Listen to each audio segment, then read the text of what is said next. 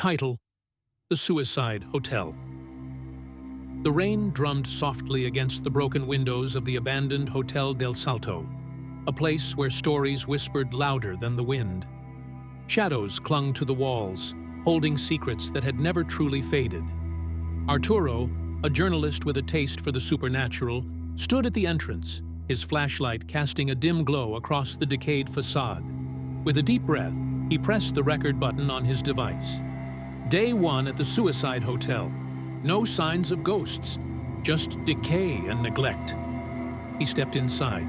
Dust swirled in the beam of his flashlight, the air thick with mildew and sorrow. The grand ballroom loomed ahead, moonlight spilling through cracked windows, creating ghostly patterns on the floor. His footsteps echoed eerily as he moved forward. A sudden gust of wind sent the chandelier swaying. Arturo turned sharply, his pulse quickening. "Hello? Anyone there?" he called out, his voice swallowed by the silence. Then, faintly, he heard it, a whisper, soft and eerie, carried by the wind. "Come closer." His breath hitched. He spun around, scanning the hallway behind him. Empty. Shaking his head, he muttered, "Tricks of the mind." But the whisper came again, this time right by his ear. "Jump." Arturo's vision blurred. The dilapidated ballroom transformed in an instant. It was alive again. Elegantly dressed men and women twirled under the warm glow of gleaming chandeliers. Laughter rang through the air, mingling with the scent of wine and perfume. But then he saw their faces, hollow, sunken, void of life. A woman in a tattered ball gown stepped forward, reaching for him with cold fingers. "We've been waiting for you," she whispered.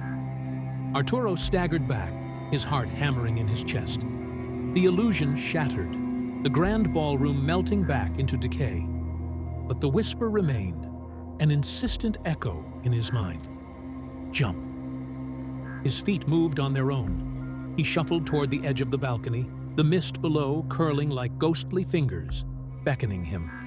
He tried to resist, but his body no longer obeyed. Just as he teetered on the edge, a strong hand gripped his wrist, yanking him back. He collapsed onto the cold floor, gasping. His wide eyes met those of a gaunt, translucent figure standing before him. "Don't make the same mistake I did," the ghost murmured before vanishing into the mist. Shaking, Arturo scrambled to his feet, clutching his recorder. His hands trembled as he pressed the button. "No signs of ghosts," he whispered, his voice barely steady.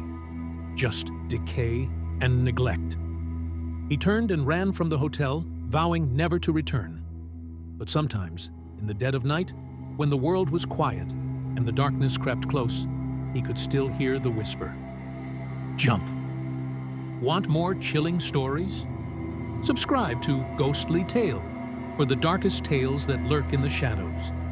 Hit the bell icon so you never miss the next nightmare.